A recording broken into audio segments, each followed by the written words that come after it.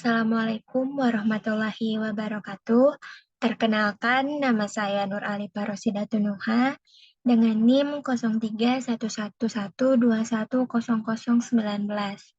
Di sini saya akan menjelaskan jurnal atau mereview jurnal mengenai faktor-faktor yang mempengaruhi manajemen laba, yang dimana ini merupakan tugas akhir dari mata kuliah teori akuntansi yang didoseni oleh Ibu Trisandi Eka Putri.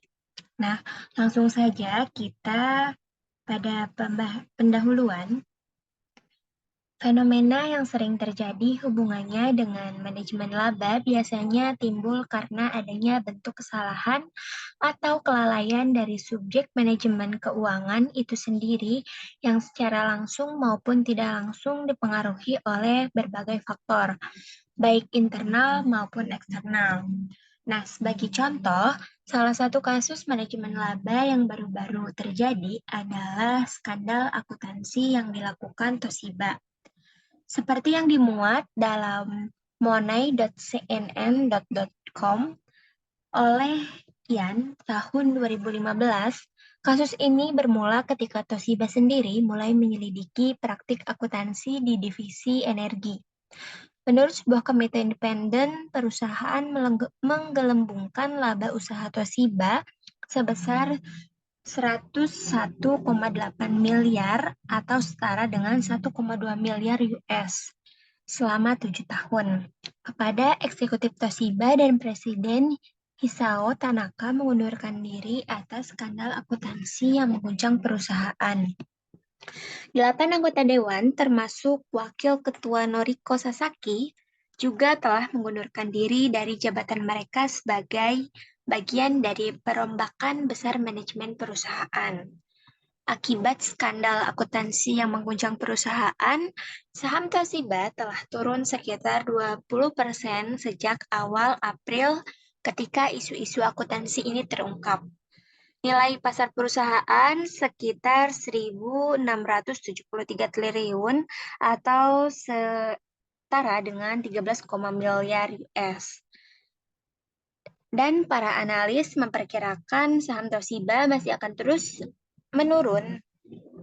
Toshiba yang merupakan salah satu merek elektronik yang paling dikenal di dunia serta memiliki reputasi yang bagus ini kini hancur berantakan akibat skandal akuntansi yang telah dilakukan perusahaan. Nah, lalu untuk pengertian manajemen laba itu sendiri merupakan suatu kondisi di mana manajemen melakukan intervensi dalam penyusunan laporan keuangan bagi pihak eksternal sehingga dapat meratakan, menaikkan, dan menurunkan laba menurut SC Hyper 1989. Hawley dan Wahlen 1999 menyatakan bahwa earnings management terjadi ketika manajemen menggunakan keputusan tertentu dalam pelaporan keuangan dan penyusunan transaksi-transaksi yang mengubah laporan keuangan. Hal ini bertujuan untuk menyesatkan para pengguna laporan keuangan tentang kondisi kinerja ekonomi perusahaan, serta untuk mempengaruhi penghasilan kontraktual yang mengendalikan angka akuntansi yang dilaporkan. Nah, beberapa faktor yang mempengaruhi manajemen laba, yakni salah satunya adalah kepemilikan manajerial. Secara teoritis, pihak manajemen yang mampu memiliki presentasi yang tinggi dalam kepemilikan saham akan bertindak layaknya seseorang yang memegang kepentingan dalam perusahaan. Asumsi ini sejalan dengan teori berbasis kontrak atau contracting based theory, yang menunjukkan bahwa manajemen akan efisien dalam memilih metode akuntansi yang akan memberikan nilai tambah bagi perusahaan, menurut Christine dan Zimmerman 1994. Penelitian Kauki et al. 2011 mengungkapkan bahwa kepemilikan manajerial berpengaruh negatif terhadap manajemen laba. Sedangkan, menurut penelitian ASI tahun 2014, menyatakan kepemilikan manajerial berpengaruh positif signifikan terhadap praktik manajemen laba. Selanjutnya, variabel yang mempengaruhi praktik manajemen laba yaitu ukuran perusahaan. Terdapat dua pandangan tentang bentuk ukuran perusahaan terhadap manajemen laba. Pandangan pertama, ukuran perusahaan yang kecil dianggap lebih banyak melakukan praktik manajemen laba dari perusahaan besar. Hal ini dikarenakan perusahaan kecil cenderung ingin memperlihatkan kondisi perusahaan yang selalu berkinerja baik agar investor menanamkan modalnya pada perusahaan tersebut. Pandangan kedua, memandang ukuran perusahaan mempunyai pengaruh positif terhadap manajemen laba. Watts and Zimmerman 1990 menyatakan bahwa perusahaan-perusahaan besar yang memiliki biaya politik tinggi lebih cenderung memilih metode akuntansi untuk mengurangi laba yang dilaporkan dibandingkan perusahaan-perusahaan kecil. Kaitannya dengan leverage, salah satu alternatif sumber dana perusahaan selain menjual saham di pasar modal adalah melalui sumber dana eksternal berupa hutang. Perusahaan akan berusaha memenuhi perjanjian hutang agar memperoleh penilaian yang baik dari kreditur. Hal ini kemudian dapat memotivasi manajer melakukan manajemen laba untuk menghindari pelanggaran perjanjian hutang.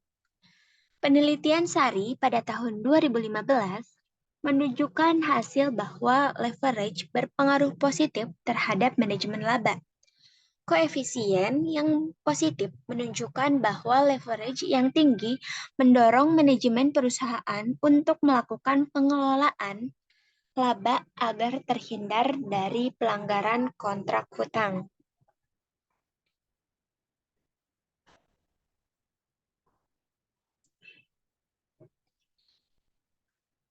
Variabel lainnya yang mempengaruhi manajemen laba adalah pertumbuhan penjualan.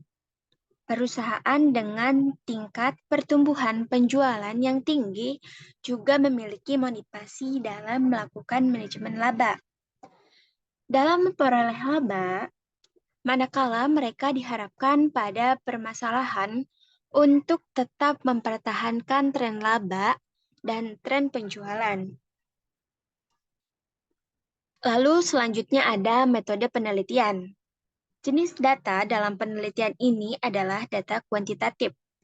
Data kuantitatif yang digunakan dalam penelitian ini adalah laporan keuangan perusahaan manufaktur yang terdapat di Bursa Efek Indonesia periode 2012 hingga 2015. Penelitian ini menggunakan data sekunder berupa laporan keuangan perusahaan manufaktur yang terdapat di Bursa Efek Indonesia atau BEI.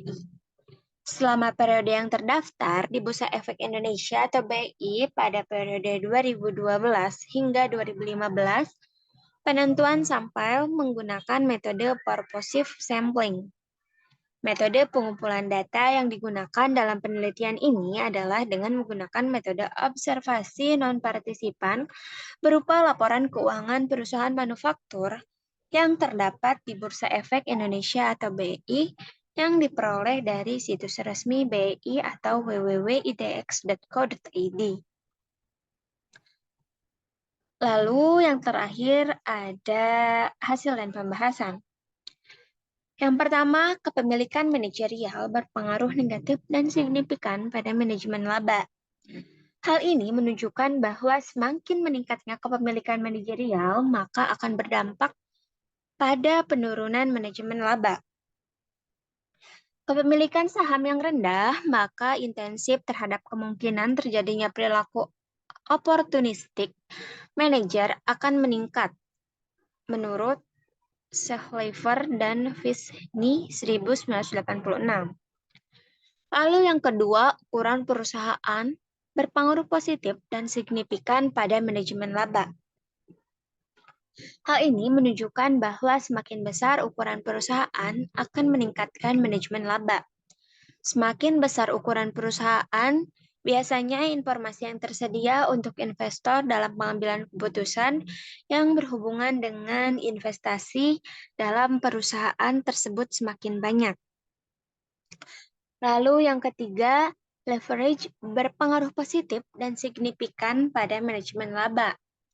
Hal ini menunjukkan bahwa koefisien yang positif menunjukkan bahwa leverage yang tinggi mendorong manajemen perusahaan untuk melakukan pengelolaan agar terhindar dari pelanggaran kontrak hutang. Leverage merupakan perbandingan antara total kewajiban dengan total aset perusahaan. Yang keempat, profitabilitas berpengaruh positif dan signifikan pada manajemen laba. Hal ini menunjukkan bahwa semakin tinggi profitabilitas, maka semakin tinggi manajemen laba. Profitabilitas menunjukkan kemampuan manajemen dalam menghasilkan laba dengan memanfaatkan aset yang digunakan dalam kegiatan operasi. Kaitannya dengan manajemen laba atau earning management, profitabilitas dapat mempengaruhi manajer untuk melakukan manajemen laba karena jika profitabilitas yang didapat perusahaan rendah, umumnya manajer akan melakukan tindakan manajemen laba untuk menyelamatkan kinerjanya di mata pemilik. Lalu yang terakhir, pertumbuhan penjualan berpengaruh positif dan signifikan pada manajemen laba. Hal ini menunjukkan bahwa semakin tinggi pertumbuhan penjualan akan berdampak pada peningkatan manajemen laba. Tingkat pertumbuhan penjualan merupakan ukuran sampai sejauh mana laba per saham dari suatu perusahaan dapat ditingkatkan oleh leverage menurut Weston dan Copeland tahun 2008. Lalu terakhir, saran dan simpulan.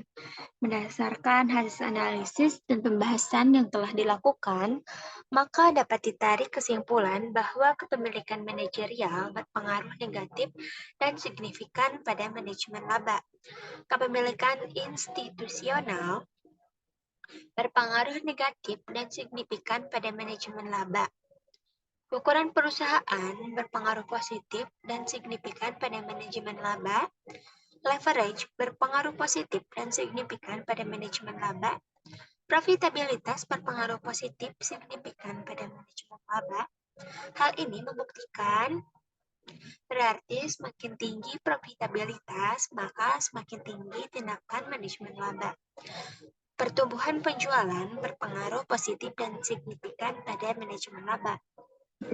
Berdasarkan hasil penelitian dan simpulan, maka saran yang didapat disampaikan bagi perusahaan diharapkan dapat melakukan praktik manajemen laba masih dalam batasan yang sewajarnya, atau masih dalam cakupan metode-metode dan prosedur yang diakui prinsip akuntansi yang berlaku umum agar tidak menyesatkan pengguna laporan keuangan dalam membuat keputusan.